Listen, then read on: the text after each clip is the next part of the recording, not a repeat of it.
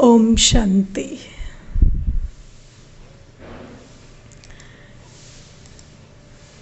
Today I will take you further on the journey that we were talking about yesterday. But I will start with a story so that it becomes more clear. Now suppose you live on the second floor wherever you live, and your child goes down to play, and there's a playground underneath your house. So just in front there's a playground, and that your child goes down to play, and you are watching your child play from up above. So in the beginning, your child joins a bunch of other fellow players, and the play is very nice. It's going on in a very cooperative and very happy manner, and they take it as a game. And even if somebody is not doing well, they encourage him for the mere fact that they are all in good energy and high energy. And then slowly they start getting drained, and as they lose energy, they start cheating. And then when they start cheating, and then there is blame, and then there is defense, and all of this starts, then there are some new players who join the game. And since those new players are in fresh energy as compared to the ones who have been playing for a while, so these new players bring their energy to the game, and they stop these people from fighting and getting into tiffs, and they promote a harmonious game. But then slowly, gradually, the new players also who have joined start getting tired. And then they also get into this game of cheating and blame game. And when you are observing from above, you see that up until the time when somebody or the other is coming and taking charge to ensure that there is harmony, you don't need to go down. But then there comes a point where you understand that now everybody is tired and nobody is able to see what's going on, and everybody is blaming the other for being not okay or not proper or not just. And because of this blame game, they are all fighting with each other. And then you decide to go down and just bring your child up to your house. And when you bring him back, you tell him that just because you were tired, that's why you were fighting. But for some time he keeps telling you, no, I was not tired, it's because this person did that and that person did that. But then as you keep calming him down, he gets the perspective, and then he sleeps, and then he's ready for a fresh game. So can you relate to this story? So this is our story on this playground called Earth. And our home is up above. I'm just a star, a point of light. And then I descend onto this planet and then take a costume and start playing. In the beginning, the game is very nice and sweet because everybody is in high energy, and slowly we start getting tired, and then all the vices creep in, and then we start holding each other responsible for how we feel or how we behave, because we think it's because the other person is not being right to me, that's why I'm behaving like this. But actually it's just because I am tired. And then Shiv Baba doesn't need to interfere until Dharmatmai and Mahatmai are taking care, who are the new players who keep joining. So just like 2500 years back, Abraham came and then Buddha came, and then Christ came, and then so many others keep coming. Guru Nanak Dev Ji came, and then there are Mahatmas like Raja Ram Mohan Roy or Dayanand Saraswati Ji. So these are Mahatmas and Dharmatmas. And when Mahatmas and Dharmatmas are joining in, they bring a certain fresh perspective, and they ensure harmony for some time. But because they are also souls, so they also come into this chakra of birth and death, and that's why they also gradually lose energy. So when I say they gradually lose energy, what I mean is, if you see every religion, when it is formed, it is in very good state, and then the founder leaves the body. So when the founder leaves the body, sooner or later that dharam gets divided into certain sects. Like Buddhism got divided into Hinayan and Mahayana, and then Christianity got divided into Protestant and Catholic. So these are the ways the religions get divided. And when anything gets divided, its power is lost, because if you cut something into two, half the power is lost. And then further, because other people who are not in that kind of high energy who take over religions, they come in, so slowly, gradually that religion loses power. And then we get new religions, and then they also lose power, and then we come to a place where today anybody in a white dress or a gerua dress or in some kind of fancy dress, anybody who is talking, who is in a human body, is not very powerful anymore. And when we see that humans have taken over, because right now there are no Dharmatma and Mahatma who are in very high energy, and that is why even Dharmatma and Mahatma are doing the same thing that which ordinary people are doing, which is giving fuel to fire. So when this kind of a situation arrives, then God has to come, and then God has to tell us that it's just a game, don't take it so seriously, and you were here to express, but you got caught up in all this expectation and desire and disappointment, and now come back to being yourself, considering yourself to be a soul who lives in Paramdham and who has all relations with me. And then slowly, gradually we find our ground again, and then we are ready to go back, and then we are ready to start afresh. That is, we are ready for the new yug, because that new yug doesn't have the consciousness and the energy with which we are operating today. It is very different in vibration and energy from what we are experiencing right now. So this is the story of this game on earth, and we are playing that game.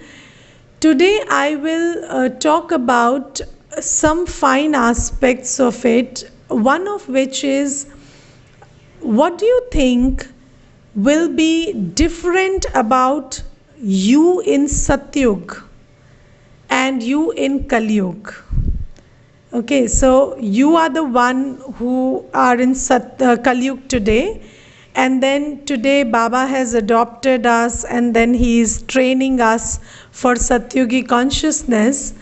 But what, in your opinion, would be different about you in Satyug? Can you visualize yourself in Satyug? Can you think of yourself as the pure being in Satyug? Yes. Yes. So what would be different about you in Satyug? Probably, as you have mentioned in lectures continuously, that our 7 qualities, Yes. like peace, love, Hmm. kindness to others, generous. Hmm. Probably we'll be able to display, and we'll be more resilient in Satyug rather than Yes. present in Satyug. Yes. So when I say that we will be full in peace, purity, love, happiness, bliss, and power, how would it show up in action? Sometimes it is a very good idea to take abstract concepts and churn on it about how they would practically manifest, because yes, understanding that we will be full in peace, purity, love, happiness, bliss and power is good, but then what difference would it make in the manifestation of our thought, word and behavior when we would be full in action, full in qualities? क्या फर्क होगा? What do you think? Our external environment would be like this, as we are thinking. Then our Yes. external environment would also be like this. It will be conducive, so I suppose everyone would behave in the same way. So will we behave because of the external environment? Yes. So this is something, this is what I want you all to start thinking about. Yes. Tejal Ben, tell me.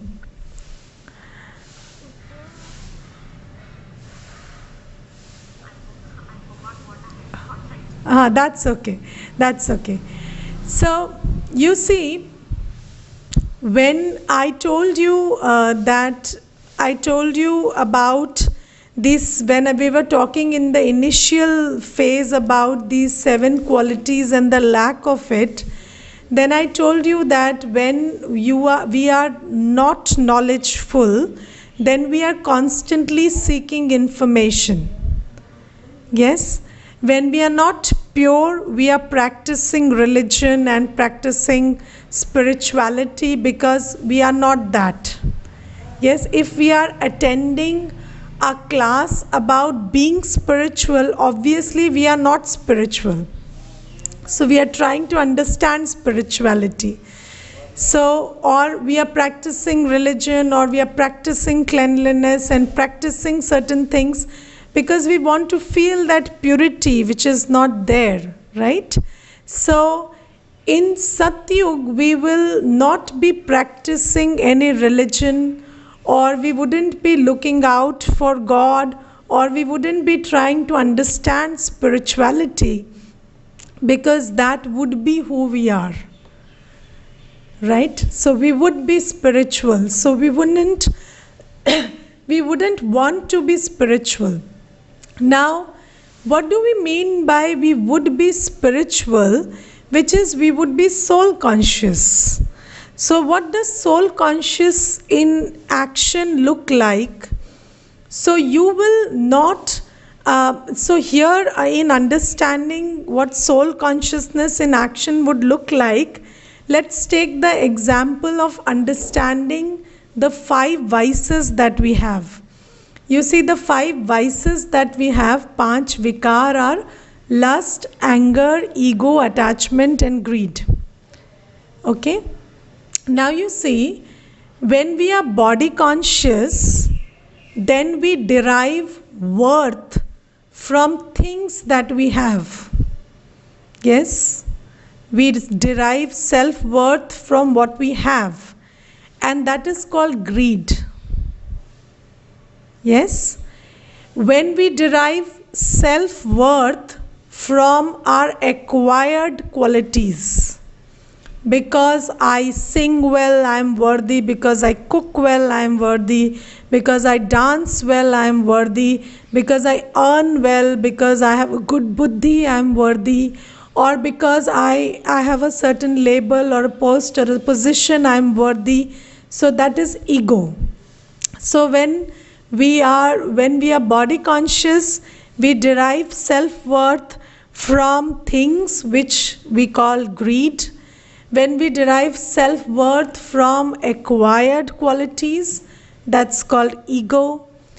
When we derive self-worth from how many people appreciate me and approve of me and accept me, that is called attachment.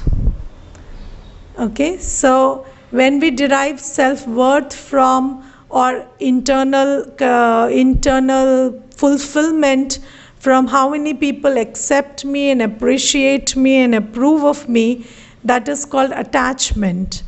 And then when we derive internal fulfillment by feeding on somebody's body, that is called lust. So that is pleasure seeking through the body, that is called lust.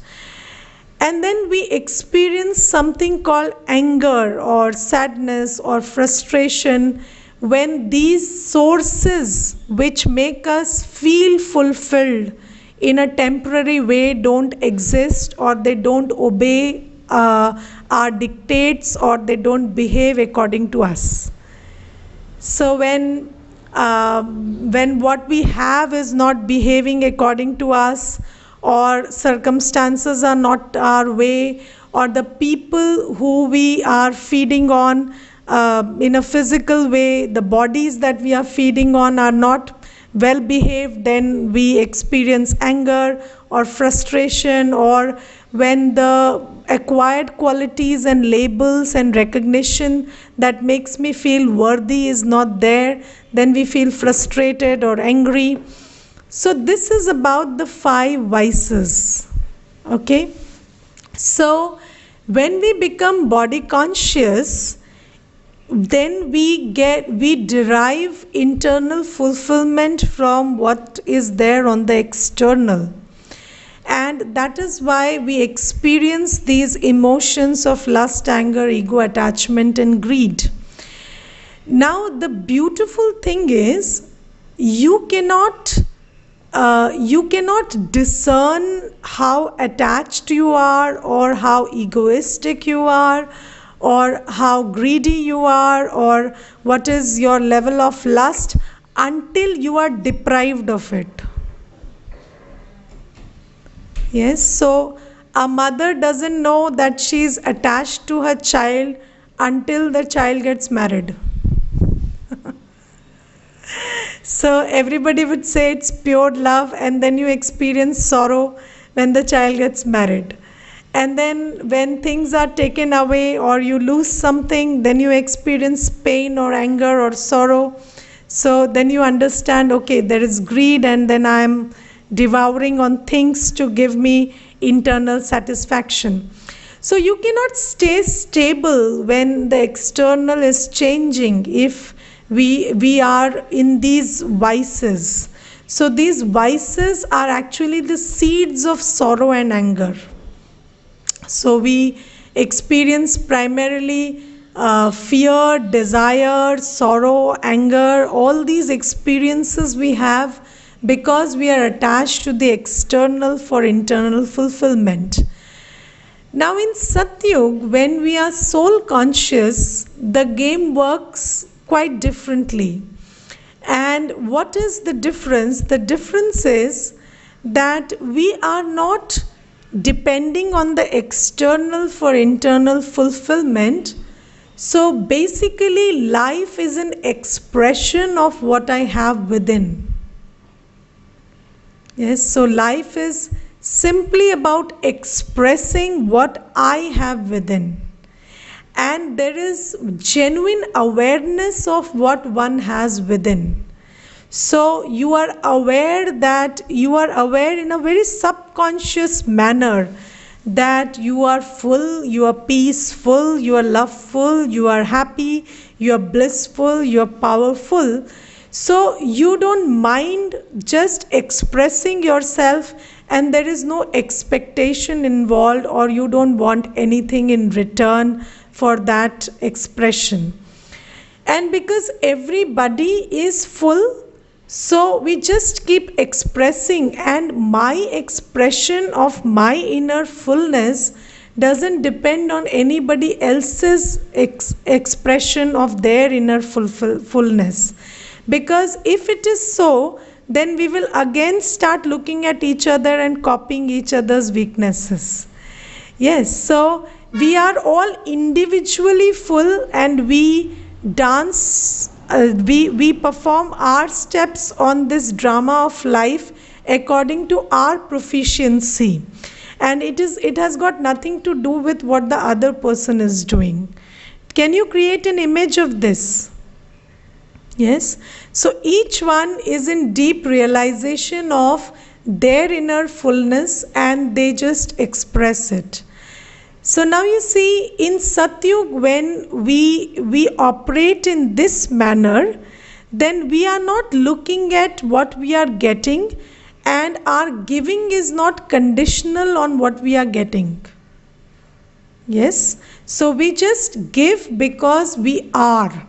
So this expression I am is very important there. Right?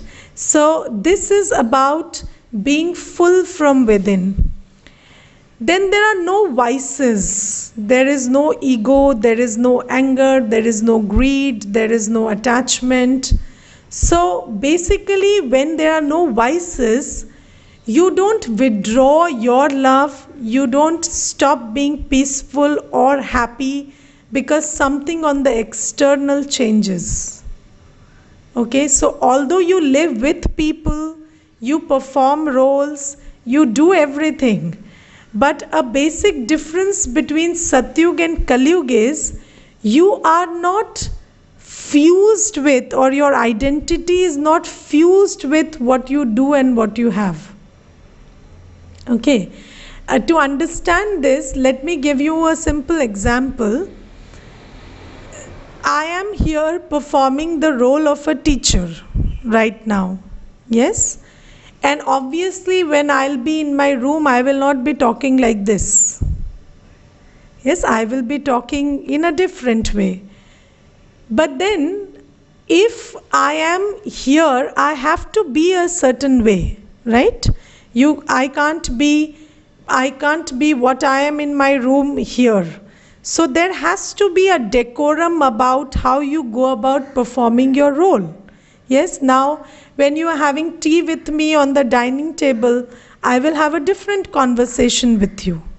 Yes, I will not have this kind of conversation with you there. And so there is a decorum about how you go about playing your role. And it is not being said that you be the same always. You will have to take up roles and talk in a certain manner and be in a certain manner, and there will be boundaries of your thought, word and behavior according to different roles you play. But what is being recommended is your identity doesn't get fused with your role, which is, when I am a teacher, I am a teacher. But when I am not a teacher, the inertia of being a teacher doesn't be there. So I am able to switch on and switch off. And if I am not allowed to play the role of a teacher for 5 days, I should be okay with it. Or if I am not allowed to play that role forever again in my life, then I should be okay with it. So when I am required to play the role, I play the role. And when I detach from the role, I am able to switch off and come to being my peaceful, pure, loveful self. And then when I am not allowed to take up that role, it doesn't make a difference. Or when I am asked to perform that role too often, it doesn't make a difference. Okay, so this is about not having ego. Do you get it? Can you create a mental picture of it? Yes, you don't forget who you are even while playing the role. So if you don't forget who you are, then switching off would be very easy. Do you know there is a problem with actors in these days, that when they perform a certain role, when they play a certain character, they start developing their personality according to their character. So if somebody is playing Akbar for 3 years in a television serial, then he goes and starts talking to his wife like Akbar. So this is something that is a genuine problem which has come to observation in the last few years. So this is what, when you are playing a role, it's a role.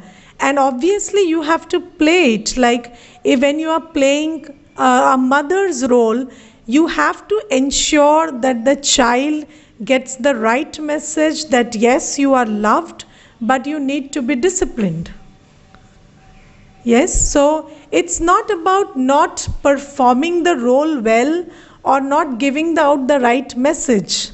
So being loveful doesn't mean that you don't provide structure to the child.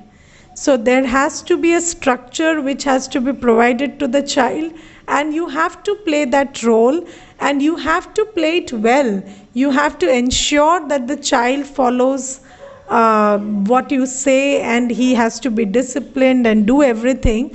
But then you don't lose your quality of being loveful, peaceful, happy while doing that. So the role is what you perform, keeping in touch with who you are.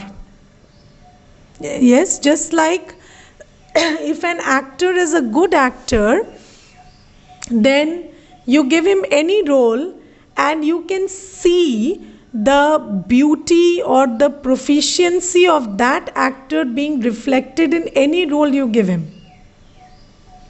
So if you give Amitabh Bachchan the role of a coolie, or the role of a king, or the role of a boss, so he will play all those roles very well, and you will know that he is Amitabh Bachchan while he is playing all these roles, because he is good at it.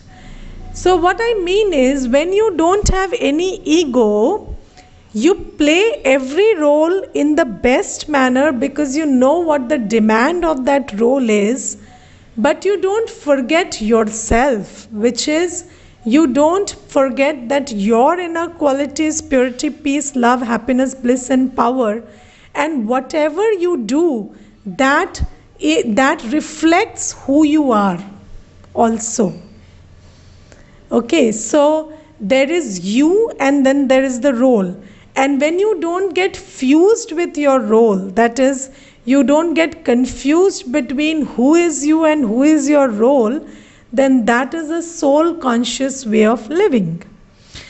And why I am giving you these inputs in so much of detail today is because this soul conscious way of living that we will have in Satyug has to be developed here. So we have to train ourselves into the consciousness and attitudes and drishti and behavior and speech which we will engage in Satyug.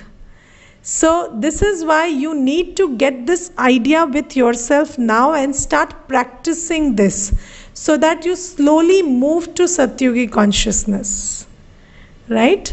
So when we say there is soul consciousness, this is what we mean. When we say there is egolessness, this is what we mean. Yes? Then when we say, so Satyug doesn't mean there is no role. There is a role. Yes, in Satyug also there will be somebody who will be the king. There will be somebody who will be the subject. There will be somebody who will be serving the kingdom, das dasi, hai na? There will be somebody who will be wealthy. There will be somebody who will be poor. But then they will not say, I am poor. Yes, so they will not identify with what they have.